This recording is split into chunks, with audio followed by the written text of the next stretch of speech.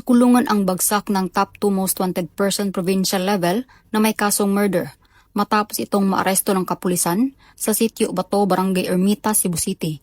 Kahapon, Mayo 13 ng taong kasalukuyan.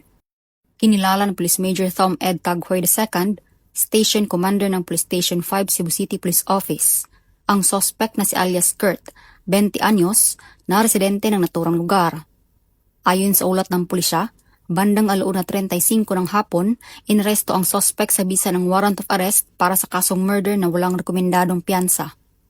Samantala, ang akusado ay kasalukuyang nasa kustodiya ng Cebu City Jail Male Dormitory dahil sa iba pang kasong kinakaharap nito. Ang matagumpay na pagkaaresto ng suspect ay patunay ng Cebu City PNP ng kanilang mas pinaiting na pagpapatupad ng batas upang panatilihing ligtas at payapa ang komunidad. Alinsunod sa direktiba ni Police General Jose Melencio Sinartatis Jr., Chief Philippine National Police. Bagong PNP para sa bagong Pilipinas. Serbisyong mabilis, tapat at nararamdaman.